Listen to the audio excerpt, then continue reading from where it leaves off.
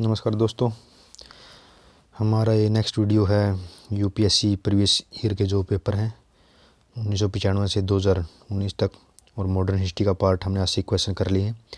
हमारा 81वां क्वेश्चन है, निम्नलिखित में से कौन सा कथन ब्रह्म समाज के बारे में सही है? इसने मूर्ति पूजा का विरोध किया। पहला ऑप्शन हमारा सही है, मूर्ति पूजा विरोध किया था। इसने धार्मिक ग्रंथों के व्याख्या के लिए एक पुरोहित वर्ग की आवश्यकता से इनकार किया, ये भी सही लगता है। और हमारा तीसरा ऑप्शन है, इसने इस सिद्धांत को लोकप्रिय बनाया कि वेद अचूक हैं, मतलब वेद में कोई कमी नहीं है।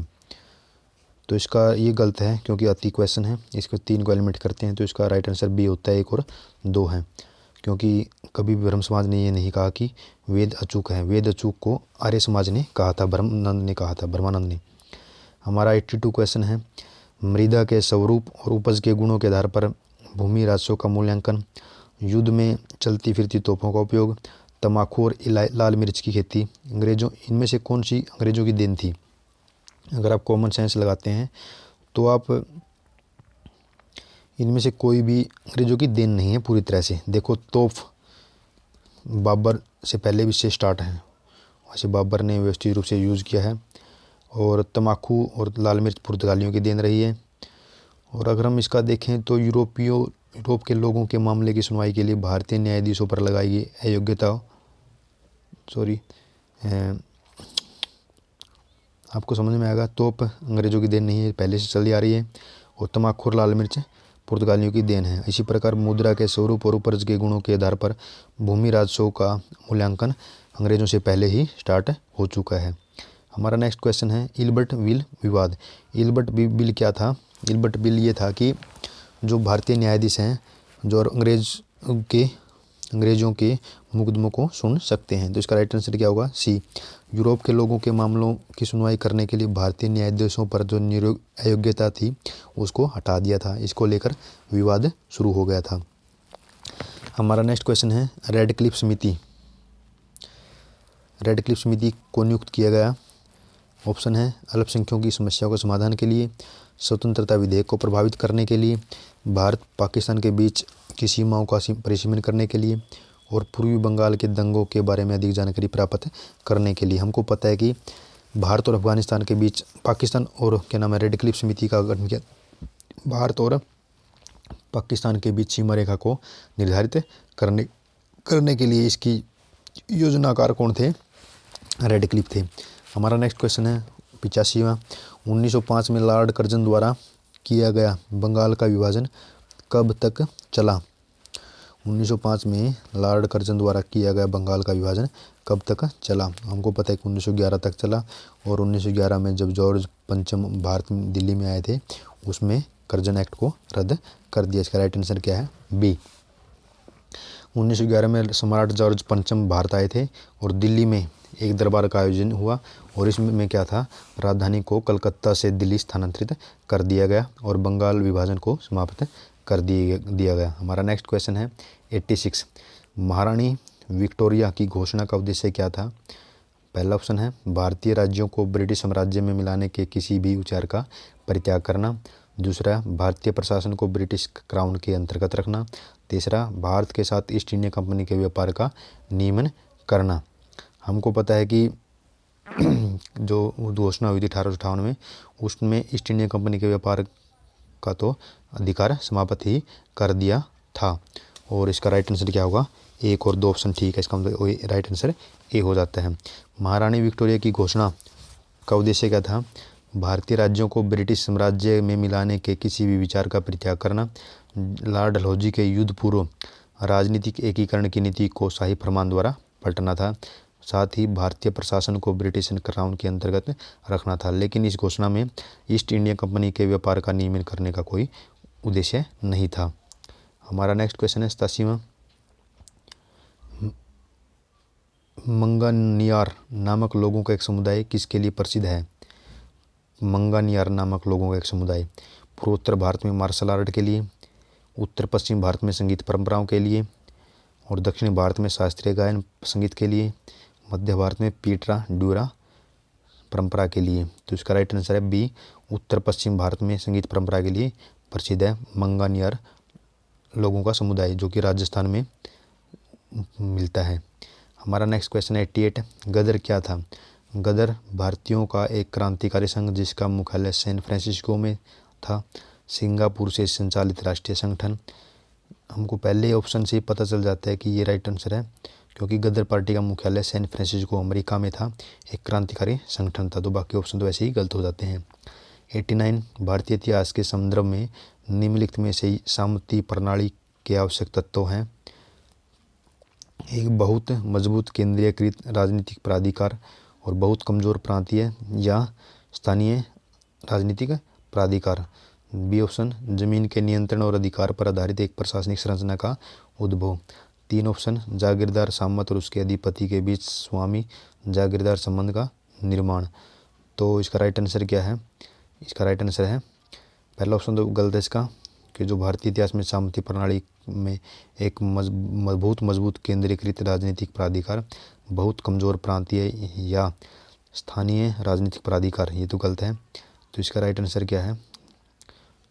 2 और 3 ठीक है, क्योंकि जमीन से संबंधित सामंती प्रणाली, जमीन के नियंत्रण अधिकार पर आधारित एक प्रशासनिक संरचना का उद्भव हुआ, और जागीरदारी सामंत और उसके अधिपति के बीच स्वामी जागीरदार का संबंध का निर्माण हुआ। राजनीतिक गठजोड़ तथा सैन्य सहायता एवं आर्थिक सहयोग के द्वारा कोई व्यक्ति किसी शासक के अधीन सामंत बनता था। कोई भी सम्राट संपूर्ण भूमि पर अपना संप्रभुत्व रखता था। यदि इस भूभाग से संबंधित कोई भी राजा अपनी सेवा सम्राट को प्रदान करता था तो उसे उसका संप्रभुत्व स्वीकार करना पड़ता था। सम्राट राजा का अधिपति होता था। सामंती अनुबंध के अनुसार अधिपति राजा को सुरक्षा प्रदान करने का वचन देता था, साथ ही भूमि भी प्रदान करता था। यह भूमि सामंत द्वारा अपने उत्तराधिकारी को प्रदान की जाती थी। हमारा 90वां क्वेश्चन है, निम्नलिखित में से कौन भारत में उपनिवेशवाद के अधिक आलोचक थे? दादा भाई नौरोजी, जी सुब्रमण्यम अय्यर और आर.सी. दत्त। हमको पता है तीनों ने ही भारत में जो अंग्रेजों के वास्तविक स्वरूप है, आर्थिक शोषण करने के स्वरूप को उजागर किया था, चाहे वो दादा भाई नौरोजी हो poverty and un British rule India में, आर.सी. दत्त हो इकोनॉमिक हिस्ट्री ऑफ इंडिया में, और इसी प्रकार अय्यर ने, इसने क्या किया था, जो भारतीय राष्ट्रीयता को गैर उपनिवेशवाद की बुनियाद पर क्या कहा है। दादा भाई नौरोजी, आर.सी. दत्त, रनाडे, गोपाल कृष्ण गोखले और अय्यर उन प्रमुख लोगों में से थे जो भारतीय राष्ट्रीयता को गैर उपनिवेशवाद की बुनियाद पर खड़ा किया था। ये लोग हॉबसन और लेनिन के पूर्व उपनिवेशवाद के विश्व के प्रथम आर्थिक आलोचक थे। हमारा 91वां क्वेश्चन है, 1919 के भारत सरकार अधिनियम ने स्पष्ट रूप से परिभाषित किया था, क्या क्या था? न्यायपालिका और विधायिकाओं के बीच सत्ता का अलगाव, केंद्रीय और प्रांतीय सरकार के अधिकार क्षेत्र, भारतीय राज्य सचिव और वायसराय की शक्तियाँ, और डी है इनमें से कोई नहीं। अगर आप देखें तो केंद्रीय और प्रांतीय सरकार के अधिकार क्षेत्र को इसने सुनिश्चित परिभाषित किया था। मॉन्टेगू चेम्सफोर्ड सुधार जो 1919 में भारत सरकार अधिनियम बन गया, इस अधिनियम ने केंद्रीय और प्रांतीय सरकारों के क्षेत्राधिकार को स्पष्ट रूप से परिभाषित किया। हमारा नेक्स्ट क्वेश्चन है 92, सत्यशोधक समाज में संगठित किया। बिहार में आदिवासियों के यूनियन का एक आंदोलन, गुजरात में मंदिर प्रवेश का एक आंदोलन, महाराष्ट्र में एक जाति विरोधी आंदोलन, पंजाब में एक विकास आंदोलन। तो इसका राइट आंसर है सी, महाराष्ट्र में एक जाति विरोधी आंदोलन खड़ा हुआ। सत्यशोधक समाज की स्थापना 1873 में ज्योतिराव फुले ने की थी, और इसको यह एक समूह था जिसका मुख्य उद्देश्य जो जातिवादी था उसको दूर खत्म करना। हमारा नेक्स्ट क्वेश्चन है 93, मॉन्टेग्यू चेम्सफोर्ड प्रस्ताव किससे संबंधित है? सामाजिक सुधार से, शैक्षिक सुधार से, पुलिस प्रशासन में सुधार से, और संवैधानिक सुधार से। इसका राइट आंसर है डी, संवैधानिक सुधार से। मॉन्टेग्यू चेम्सफोर्ड सुधार भारत में स्वशासी संस्थाओं की स्थापना के लिए ब्रिटिश शासन द्वारा भारत में शुरू किया गया था। यह सुधार 1918 के 4 मॉन्टेग्यू चेम्सफोर्ड रिपोर्ट में दिए गए थे, जो भारत सरकार अधिनियम के 1919 के रूप में आधार बना। हमारा नेक्स्ट क्वेश्चन है 94, निम्नलिखित कथनों पर विचार करना है। और Keshav Calcutta Unitarian committee, tabernacle of new depression और इंडियन रिफॉर्म एसोसिएशन, इनमें से किसका संबंध केशव चंद्र सेन से है? ये बिल्कुल फैक्चुअल क्वेश्चन, आपको यह रटना ही है। तो इसका राइट आंसर 2 और 3 है। Tabernacle of new डिस्पेंसन Indian reform association, इनका संबंध केशव चंद्र सेन से है। लेकिन कलकत्ता यूनिटेरियन कमेटी का संबंध केशव चंद्र सेन से नहीं रहा। 1881 में केशव चंद्र सेन ने ब्रह्म समाज में मतभेद होने के बाद नया विधान अर्थात सर्वधर्म समाज की स्थापना की। यह भी ब्रह्म समाज को वैध बनाने और शादी की उम्र तय करने के लिए भारतीय सुधारक संघ का हिस्सा था। कलकत्ता यूनिटेरियन समाज की स्थापना केशव चंद्र सेन ने न करके राजा राम मोहन राय, द्वारकानाथ टैगोर और विलियम एडम ने की थी। ये क्वेश्चन आ सकता है, कलकत्ता यूनिटेरियन कमेटी की स्थापना किसने की? राजा राम मोहन राय ने, द्वारकानाथ टैगोर ने और विलियम एडम ने। और बाकी दोनों से संबंधित कौन रहा है? केशव चंद्र सेन रहा है। वर्ष 1907 में सूरत में भारतीय राष्ट्रीय कांग्रेस के विभाजन का मुख्य कारण क्या था?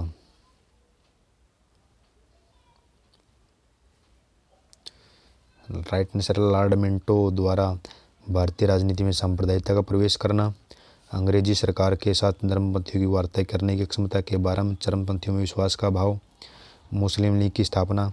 और डी हमारा भारतीय राष्ट्रीय कांग्रेस का अध्यक्ष निर्वाचित हो सकने में अरविंद घोष की असमर्थता। लेकिन इसका राइट आंसर क्या है?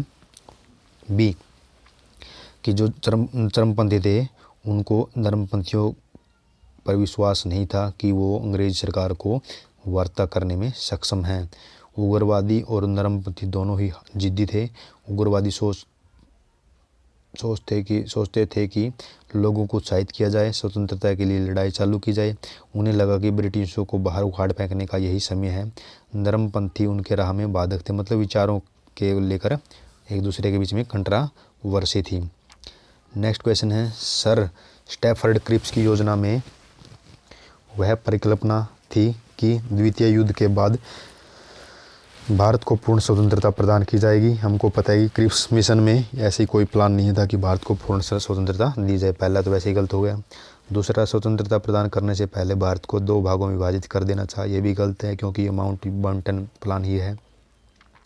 तीसरा है, भारत को इस शर्त के साथ गणतंत्र बना दिया जाए कि वह राष्ट्रमंडल में शामिल होगा, ये भी गलत है।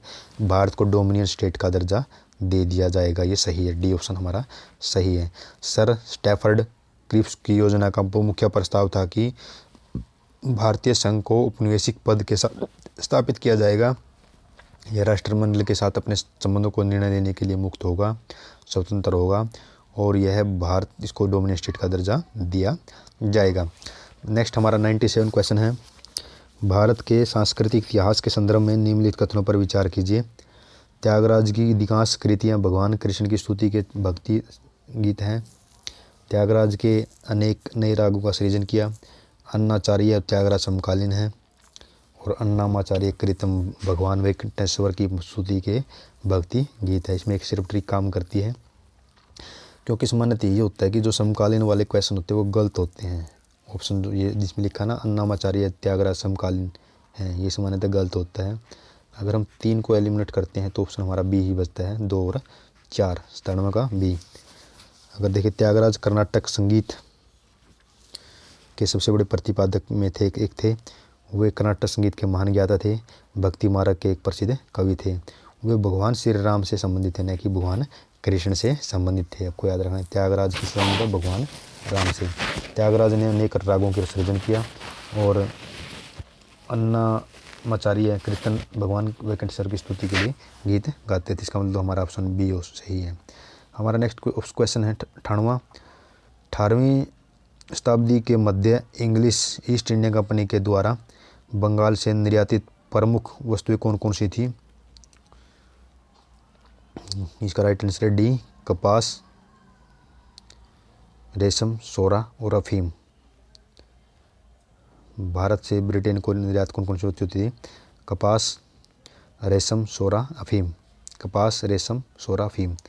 नेक्स्ट हमारा क्वेश्चन है, अगर हम देखें 1750 के दशक में भारत से यूरोप, एशिया, अफ्रीका में फाइन कॉटन और रेशम का निर्यात किया जाता था। 1780 और 1860 की अवधि के दौरान भारत प्रसंस्कृत वस्तुओं के निर्यातक से परिवर्तित होकर कच्चे माल का निर्यातक हो गया। यह निर्मित वस्तुओं का एक खरीदार बन गया। 18वीं शताब्दी के मध्य कपास, रेशम, सोरा, अफीम कंपनियों के द्वारा बंगाल से निर्यातित पेय पदार्थ थे। हमारा 99वां क्वेश्चन है, लॉर्ड वेलेस्ली द्वारा लागू की गई सहायक संधि व्यवस्था के बारे में निम्नलिखित कथन में से कौन सा सही नहीं है? दूसरे के खर्च पर एक बड़ी सेना बनाए रखना सही है। भारत को नेपोलियन के खतरे से सुरक्षित रखना, ये भी सही है। कंपनी के लिए एक नियत आयत का प्रबंध करना, ये भी सही है। और भारतीय रियासतों के ऊपर ब्रिटिश श्रोता स्थापित करना, ये भी सही है। तो इसका राइट आंसर क्या है? सी राइट आंसर है। ये संधि का मकसद नहीं था कि कंपनी के लिए एक नियत आय का प्रबंध करना। ब्रिटिश भारत के गवर्नर लॉर्ड वेलेस्ली 1798 से 1805 ने सहायक संधि का प्रस्तुत किया था सिद्धांत, जिसका उद्देश्य भारत में अंग्रेजी सत्ता को श्रेष्ठता स्थापित करना और फ्रांसीसियों के भय को समाप्त करना। ठीक है। हमारा 100वां क्वेश्चन है, आर्थिक तौर पर 19वीं शताब्दी में भारत में अंग्रेजों का एक परिणाम था। भारतीय हस्तशिल्पों के निर्यात में वृद्धि हुई, बिल्कुल गलत है। भारत के स्वामित्व वाले कारखानों की संख्या में वृद्धि हुई, ये भी गलत है। भारतीय कृषि का वाणिज्यीकरण हुआ, ये सही है, क्योंकि अंग्रेजों ने उन फसलों के ऊपर जोर दिया जो नकदी स्वरूप में थी, जिस प्रकार जूट हो गया, कपास हो गया, गन्ना हो गया, जो उनके हितों को साधती थी। तो इसका राइट आंसर हमारा सी होता है। ब्रिटिश शासन के दौरान भारतीय कृषि का वाणिज्यीकरण हुआ। यद्यपि कृषि वस्तुओं में बाजार व्यापार काफ़ी संगठित था और पूर्व ब्रिटिश काल में ये बड़े पैमाने पर था, लेकिन ब्रिटिश काल में बाजार वृद्धि ने गुणात्मक और मात्रात्मक अंतर को चिह्नित किया। हमारा नेक्स्ट क्वेश्चन है, निम्नलिखित में से कौन सी घटना सबसे पहले हुई?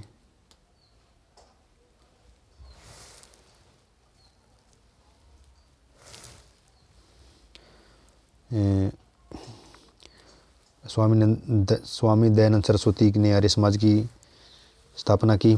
दीनबंधु मित्र ने नीलदर्पण का लेखन किया। बंकिम चंद्र चटर्जी चट्टोपाध्याय ने आनंद मठ का लेखन किया। सत्येंद्र नाथ टैगोर ने इंडियन सिविल सर्विस परीक्षा में सफलता पाने वाले प्रथम भारतीय थे। बिल्कुल फैक्चुअल क्वेश्चन है, आपको रटना ही होगा। हमको पता है कि आर्य समाज की स्थापना स्वामी दयानंद ने की थी 1875 में। दीनबंधु ने नीलदर्पण लिखा था 1860 में, याद रखना 1860 में। और आनंद मठ की रचना हुई थी 1882 में। और सत्येंद्र नाथ टैगोर पहले जो सिविल सेवक बने थे 1863 में। आप देख सकते हैं आर्य समाज की आपको पता है 1875 में, नीलदर्पण का लेखन हुआ 1860 में, और आनंद मठ का लेखन हुआ 1882 में, और पहले सिविल सेवक बने 1863 में। इससे आप कालक्रम सजा सकते हैं, जो पूछा वो बता सकते हैं। पहला सिविल सेवक 1863 में, आनंद मठ 1882 में, और नीलदर्पण 1860 में। आप इसको रट सकते हैं, रटना ही पड़ेगा। नेक्स्ट क्वेश्चन हमारा, भारत में उपनिवेशी शासन काल के दौरान शैक्षणिक संस्थाओं के संदर्भ में निम्नलिखित युग्मों पर विचार करना है। संस्थापक कौन है? बनारस का संस्कृति कॉलेज, कलकत्ता मदरसा और फोर्ट विलियम कॉलेज। हमको पता है कि इनमें कौन सा सही सुमेलित है। राइट में दिया हुआ संस्थापक विलियम जोन्स, वारन हेस्टिंग्स और आर्थर वेल्जली। अगर आप देखें तो बनारस का संस्कृत कॉलेज विलियम जोन्स ने न करके इसका संस्थापक था जोनाथन डैंकन। कलकत्ता मदरसा की स्थापना की थी वारन हेस्टिंग्स ने, तो इसका भी दो ऑप्शन ठीक है। और फोर्ट विलियम कॉलेज की स्थापना आर्थर वेल्जली की बजाय लॉर्ड वेल्जली ने की थी। देखो कितना ट्रिक खेला हुआ है, इसने आर्थर वेल्जली लिखा हुआ, लेकिन इसमें आएगा लॉर्ड वेल्जली। बनारस कॉलेज की स्थापना करी थी जोनाथन डैंकन ने, और कलकत्ता मदरसा की वारन हेस्टिंग्स ने, और फोर्ट विलियम की करी थी लॉर्ड वेल्जली ने। वुड डिस्पैच जो 1854 में आता है, इसको अंग्रेजी शिक्षा का मैग्ना कार्टा भी कहा जाता है, के बारे में कौन सा कथन सत्य है? सहायता अनुदान व्यवस्था शुरू की गई। विश्वविद्यालय की स्थापना की सिफारिश की गई। शिक्षा के सभी सत्रों पर शिक्षणों में अंग्रेजी की सिफारिश की गई थी। हमने पहले पढ़ा था। वुड डिस्पैच ने प्राथमिक शिक्षा के लिए स्थानीय भाषा को महत्व दिया और उच्च शिक्षा के लिए अंग्रेजी भाषा को महत्व दिया। लेकिन इसमें दूसरा ट्रिक क्या है, सभी लिखा हुआ है, ऑल वाला ऑप्शन मान्यता है गलत होता है। अगर इसको एलिमिनेट करते तो हमारा राइट आंसर आता है ए, 1 और 2। वुड घोषणा पत्र बोर्ड ऑफ कंट्रोल के प्रधान चार्ल्स वुड द्वारा 1854 को जारी किया गया। इस घोषणा पत्र में भारतीय शिक्षा में एक व्यापक योजना प्रस्तुत की गई, जिसे वुड का डिस्पैच कहा जाता है। इस घोषणा को भारतीय शिक्षा में का मैग्ना कार्टा भी कहा जाता है। प्रस्ताव में पाश्चात्य शिक्षा के प्रसार को सरकार ने अपना उद्देश्य बनाया। उस शिक्षा को अंग्रेजी भाषा में देना सुनिश्चित करना शुरू किया। हमारा नेक्स्ट क्वेश्चन है, 104वां, निम्नलिखित में से किस में भारत में अंग्रेजी शिक्षा की नींव पड़ी? 1813 का चार्टर एक्ट, 1823 का general committee of publication interaction और प्राच्यवादी आंगलवादी विवाद। इनमें से तीनों ही जो प्रावधान है वो अंग्रेजी शिक्षा को मजबूत करने के लिए रखी गई। ईस्ट इंडिया कंपनी ने शिक्षा के क्षेत्र में दोहरी नीति अपनाई। इसने प्राच्य शिक्षा प्रणाली को अतोत्साहित किया तथा पश्चिमी शिक्षा अंग्रेजी शिक्षा को महत्व दिया। 1813 के चार्टर अधिनियम द्वारा भारत में शिक्षा के प्रसार के लिए प्रतिवर्ष 1 लाख रुपए खर्च करने का प्रावधान किया गया। ब्रिटिश संसद में 1813 में अधिनियम पर शिक्षा से संबंधित लंबी बहस हुई और यह मामला अगले 20 वर्षों तक जारी रहा। अंततः आवंटित धन के अलावा एक भी पैसा शिक्षा पर खर्च नहीं किया गया। भारत में शिक्षा के विकास के मुद्दे पर दो वर्ग थे, एक प्राच्यवादी, ये भारतीय भाषा के माध्यम से प्राच्य शिक्षा की वकालत किए, और दूसरा था आंगलवादी, ये अंग्रेजी शिक्षा के माध्यम से पश्चिमी विज्ञान और साहित्य के विकास की वकालत करते थे। 1829 में लॉर्ड विलियम बेंटिंक ने अंग्रेजी भाषा के माध्यम पर जोर दिया और 1835 की शुरुआत में general committee of publication interaction के 10 देशों को 2 बराबर समूह में विभाजित किया और समिति के अध्यक्ष सहित जांच सदस्य लॉर्ड मैकाले ने सार्वजनिक शिक्षा के माध्यम से अंग्रेजी को अपनाने के पक्ष में थे और जबकि 5 अन्य प्रादेशिक भाषाओं के पक्ष में थे। अंततः गतिरोध के पश्चात बेंटिंक को 7 मार्च 1835 को प्रस्ताव मिला, घोषणा की और इसको मैकाले घोषणा भी कहा जाता है, जिसमें अंग्रेजी शिक्षा को सर्वोपरि बनाना सुनिश्चित किया। नेक्स्ट क्वेश्चन हमारा, निम्नलिखित में से कौन 1948 में स्थापित हिंदू मजदूर सभा के संस्थापक थे? ये बिल्कुल फैक्चुअल क्वेश्चन है, आपको याद रखना। इसका ऑप्शन डी आएगा, अशोक मेहता, रामानुजम और जी मेहता। हिंदू मजदूर सभा की स्थापना 19 दिसंबर 1948 को समाजवादियों, फॉरवर्ड ब्लॉक के अनुयायियों, स्वतंत्र यूनियनिस्टों द्वारा कलकत्ता में की गई। इसके संस्थापक कौन थे? बसावन सिंह, अशोक मेहता, RS रूडकर, मणिबेन कारा, शिवनाथ बनर्जी और टी रामानुजम प्रमुख थे और RS रूडकर को इसका अध्यक्ष, अशोक मेहता को इसका जनरल सेक्रेटरी बनाया गया।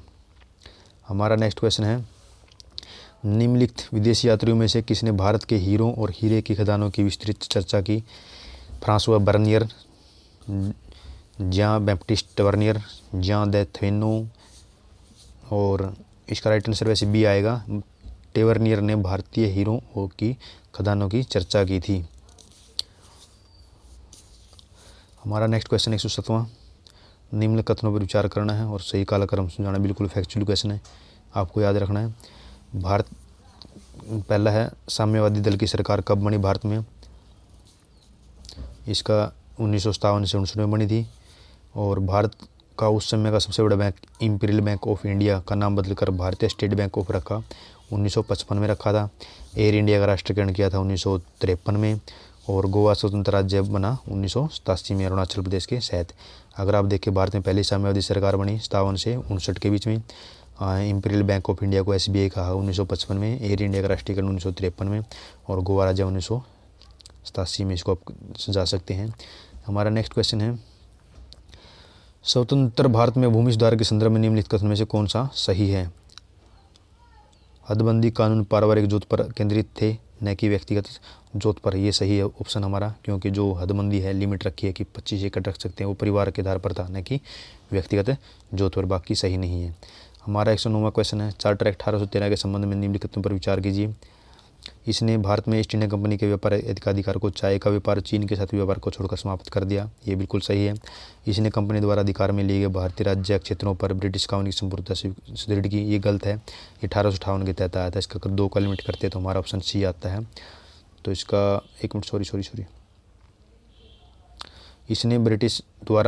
इसने कंपनी द्वारा अधिकार में लिए गए भारतीय राज्य क्षेत्रों पर क्राउन की संप्रभुता को सुदृढ़ किया। ये सही है। भारत का राजस्व ब्रिटिश संसद के नियंत्रण में आ गया था। ये गलत है। तो इसको 3 को एलिमिनेट करते हैं तो इसको राइट आंसर हमारा 1, 2 आता है। 1793 के चार्टर अधिनियम के बाद एक और महत्वपूर्ण 1813 का अधिनियम कंपनी के एक अधिकार को समाप्त कर दिया। यद्यपि उसके चीन के व्यापार और चाय के व्यापार का एक अधिकार बना रहा। कंपनी की भागीदारी को बहुत हानि नहीं हुई, क्योंकि उन्हें भारतीय राजस्व से 10.5% लाभांश मिलने लगा। कंपनी को और अगले 20 वर्षों के लिए भारतीय प्रदेश और राजस्व पर नियंत्रण रहा। मतलब राजस्व पर नियंत्रण तो कंपनी का ही रहा। और इससे क्राउन के प्रभाव पर प्रतिकूल प्रभाव नहीं पड़ेगा। हमारा नेक्स्ट क्वेश्चन, लास्ट क्वेश्चन इस वीडियो का 110वां, जो 2019 में आया है। अखिल भारतीय अस्पृश्यता विरोधी लीग के लीडर कौन है? महात्मा गांधी। अखिल भारतीय किसान सभा के लीडर कौन है? स्वामी सहजानंद। अखिल भारतीय आत्मसम्मान आंदोलन के कौन है? AV रामास्वामी। इनमें आपको बताना कौन सा सही सुमेलित है। हमको पता है कि तीनों ही सही सुमेलित हैं। अखिल भारतीय अस्पृश्यता लीग के लीडर हैं अखिल भारतीय किसान सभा के अध्यक्ष कौन है? सहजानंद रहे हैं। और आत्मसम्मान आंदोलन के AV रामास्वामी नायकर हैं। धन्यवाद दोस्तों। अगर वीडियो अच्छी लगती है, प्रयास अच्छा लगता है, चैनल को सब्सक्राइब करो, वीडियो को शेयर जरूर करें। धन्यवाद दोस्तों।